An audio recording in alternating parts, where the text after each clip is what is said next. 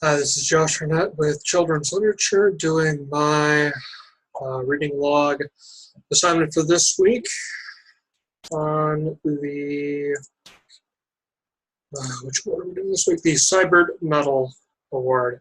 And I chose to read 12 Days in May, Freedom Ride 1961 by Larry Dane Brimner, published in 2017 by Calkins Creek.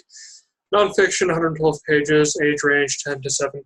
And this book is about exactly what the title says, the Freedom Ride of 1961, where a bunch of people, white, black, men, women, rode buses down into the South to test segregation laws, or more accurately, desegregation, which was in progress at the time.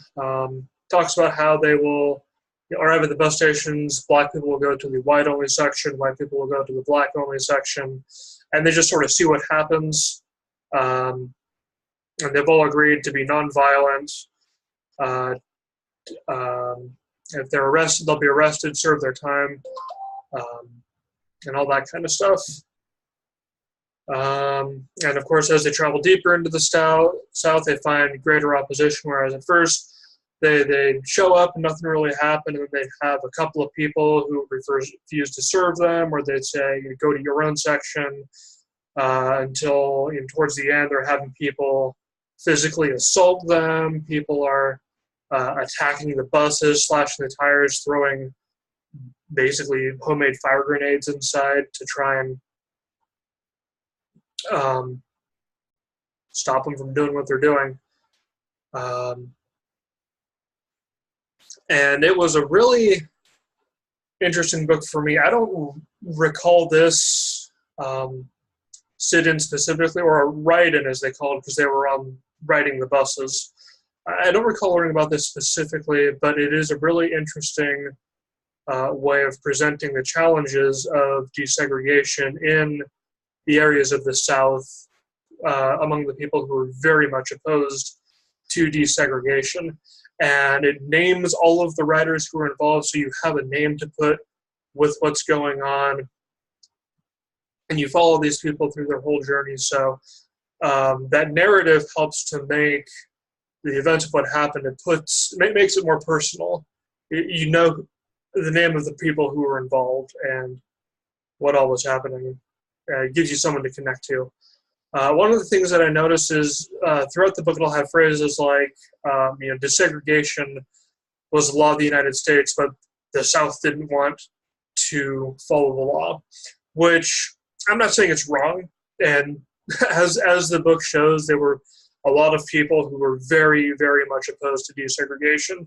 I do have a little bit of issue with that phrase, though, or the way it was phrased. It would be more accurate to say there were people who didn't want to follow the law of the United States, instead of saying the South didn't want to follow the law of the United States. Even if it was, 99%, there's, even when you have the Klan attacking this bus and it's got the tires slashed, there's local people coming out and still helping them out regardless of the color of their skin. So if I had one thing that I would have liked to see done a little better, that would be it. That is a little bit of a nitpick, though. Overall, I really liked the book and the context it put and how it just describes exactly what happened. And it's got photographs that were taken of everything that was happening, or of relevant people that they bring up. So overall, I really enjoyed it. And as my strategy or activity, I thought it would be nice to have my students research one of the people who were on the Freedom Ride and look into their life and write a report on it, and then reflect on how is that person's life similar to my life, and how are we similar. And I think that would be good, not only because this is a book about racism specifically, but prejudice in general. And it's always helpful to be able to look at people who seem different from you and be able to say, but we are similar in all of these many ways. So I think that's a useful exercise. I think it's would be interesting for the students, now that they have a name of the person and this really intense thing that they did that they might be more interested in learning more about them.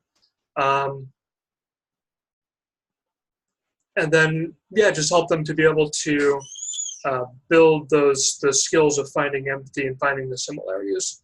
So those are my thoughts for 12 Days in May, Freedom Ride 1961. Looking forward to what the rest of you read this week.